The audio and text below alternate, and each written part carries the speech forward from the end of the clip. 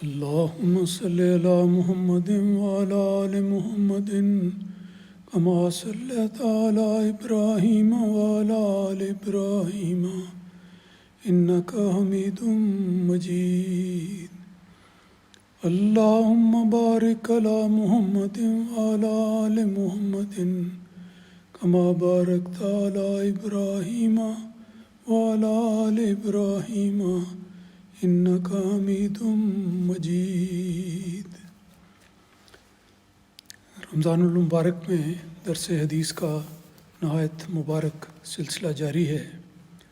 احادیث کے اس بحر ذخار سے گزرتے ہوئے، یا یہ کہہ لیں کہ پھولوں سے سجے ہوئے ایک باغیچے سے گزرتے ہوئے بڑا عجیب لطف آتا ہے کہ رسول اکرم صلی اللہ علیہ وسلم نے بہت ہی پیارے الفاظ میں دین اسلام کی تعلیمات کو بھی بیان فرمایا، اسلامی اخلاق کو بھی بیان فرمایا، اور نہایت ہی پر محبت انداز میں جو کمزوریاں ہو سکتی ہیں ان کی بھی نشاندہی کی. تو ہر روز جب ہم ان احادیث کو پڑھتے ہیں تو نئی سے نئی باتیں اور نئے سے نئے معرفت کے علوم ہم پر کھلتے ہیں. اللہ تعالیٰ ہمیں اس کی توفیق عطا فرمائے کہ ہم ان باتوں کو سن کر یاد رکھنے والے ہوں. یہ نہ ہو کہ سنی اور پھر اس کو بھول گئے، بلکہ ایسا ہو کہ یہ باتیں ہمارے ذہن پر نقش ہو جائیں اور ہم زندگی بھر ان پر عمل کرتے رہیں.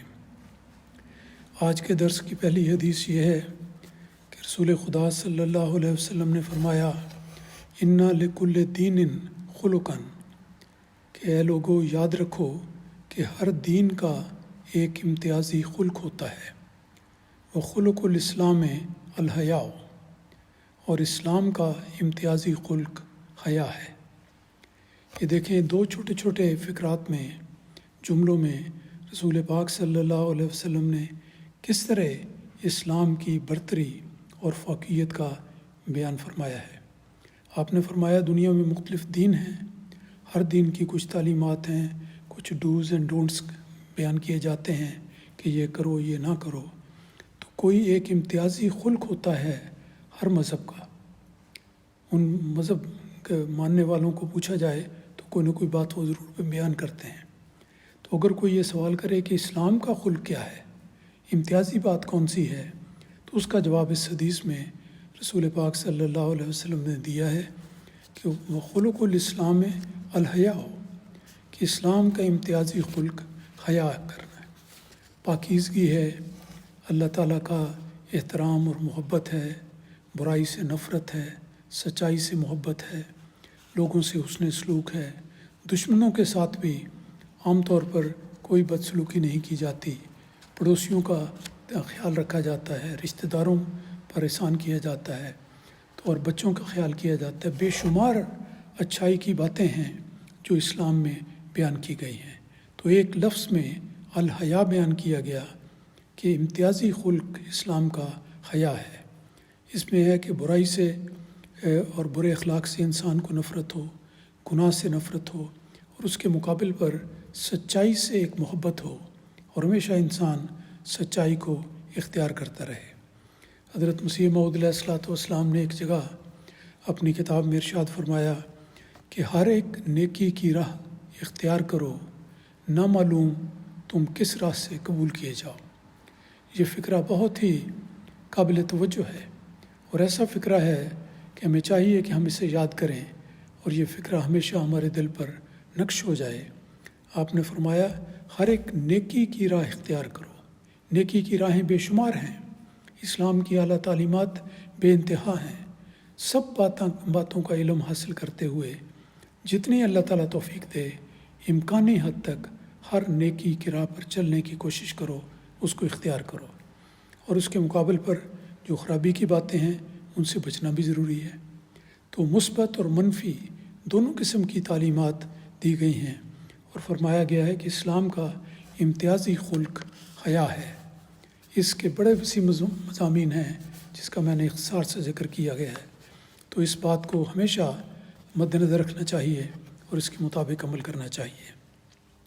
اگلی حدیث کے الفاظ اس طرح پر ہیں، یہ مسند احمد بن حنبل سے لی گئی ہے.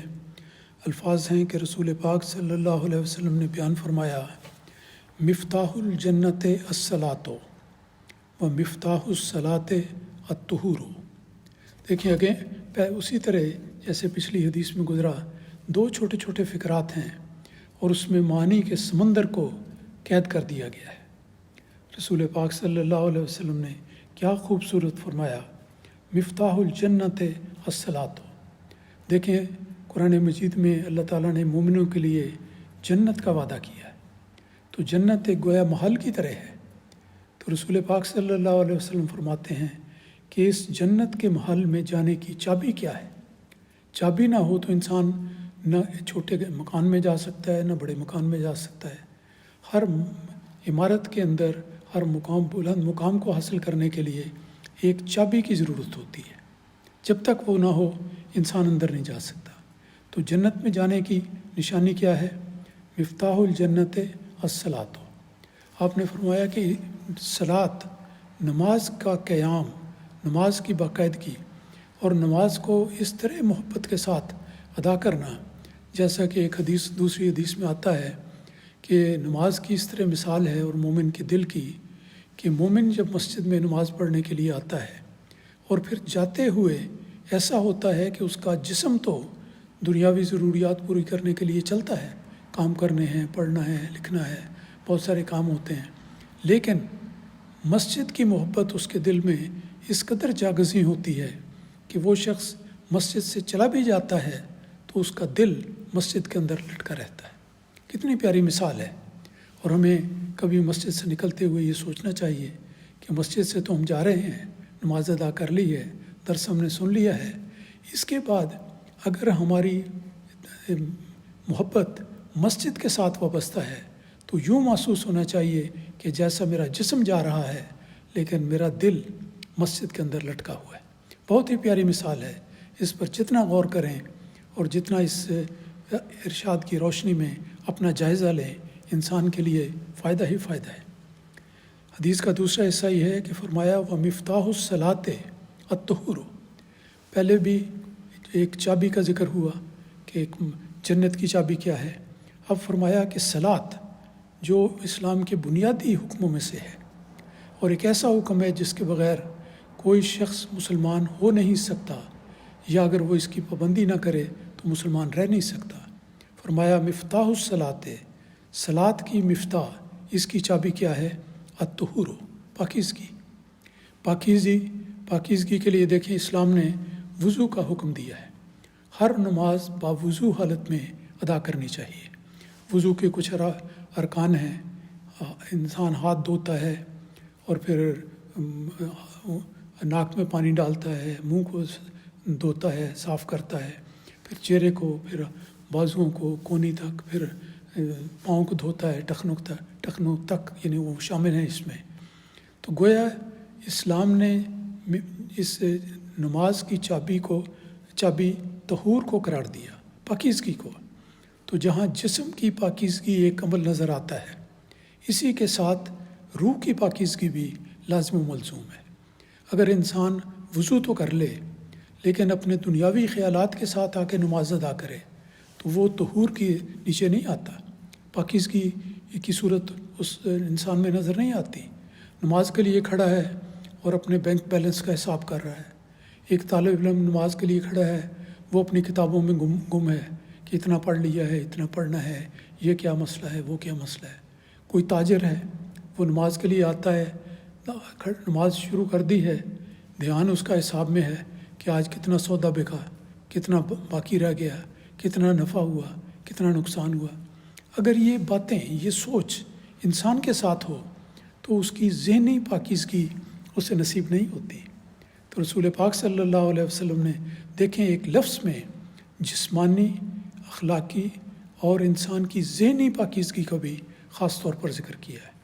نماز کے وقت میں ایک شخص کلیتاً نماز میں گم ہو جانا چاہیے، اس کی ساری توجہ اللہ تعالیٰ کی طرف ہو اور اللہ تعالیٰ سے مانگے، اللہ تعالیٰ سے درخواست کرے، اور جو دعا کے الفاظ ہیں ان میں دل ڈال کر قرآن نماز کی ادائیگی کی کوشش کرے۔ تو یہ صحیح طریق ہے جو الطہور آتا ہے، پاکیزگی ہے۔ بس ایک ہی لگن ہے کہ میں اللہ تعالیٰ کے حضور کھڑا ہوں اور میں نے اب نماز ادا کرنی ہے۔ تو یہ پاکیزگی ہمیں حاصل کرنے کی کوشش کرنی چاہیے۔ یہ بڑا لمبا مضمون ہے، لیکن اگر آپ اس پر غور کریں تو دیکھیں کہ کتنی حکمت کی بات رسول پاک صلی اللہ علیہ وسلم نے اس حدیث میں بیان کر دی ہے۔ اب اگلی ایک حدیث کو لیتے ہیں، اس کا تعلق بھی صفائی سے ہے۔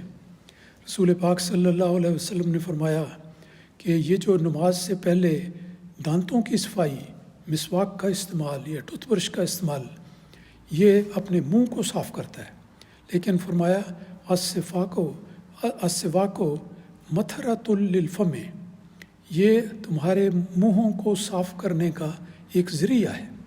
مسواک منہ کو صاف رکھنے کا ایک ذریعہ ہے۔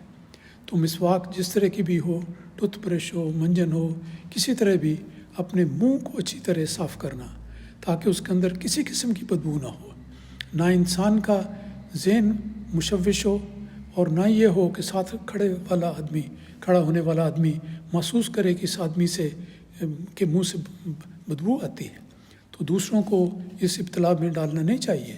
تو منہ کی صفائی ایک بہت بڑی بات ہے، اور اس کو فرمایا کہ یہ مسواک کے ذریعے حاصل ہوتی ہے۔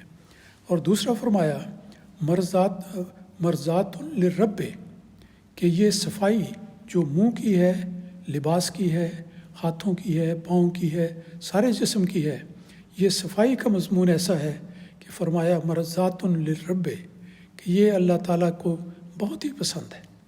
اللہ تعالیٰ اس بات کو بہت پسند کرتا ہے کہ ایک مومن کا جسم، اس کے ہاتھ، اس کے پاؤں، اس کی زبان، ہر چیز پاک صاف ہو۔ اور اسی لیے یہ بات بڑی مستحب ہے کہ انسان نماز کے لیے آئے تو اس وقت مسواک بھی کرے، اور اگر خوشبو میسر ہو تو خوشبو بھی لگا کر آئے۔ تو یہ بھی آیت میں دو باتیں ہیں جن کو آپ نے بڑی وضاحت کے ساتھ فرمایا کہ مرضات للرب، یہ اللہ تعالیٰ کی خوشنودی اور اللہ تعالیٰ کی قربت کا ایک نشان ہے کہ انسان کا منہ صاف ہو، اس کے خیالات بھی صاف ہوں، اور محض اللہ تعالیٰ کی رضا کی خاطر انسان اس نماز کو ادا کر رہا ہو۔ دیکھیں کیا خوبصورت نصیحت ہے اور کیا خوبصورت انداز ہے رسول پاک صلی اللہ علیہ وسلم کا۔ اللہ تعالیٰ ہمیں ان باتوں پر عمل کرنے کی توفیق عطا فرمائے، آمین۔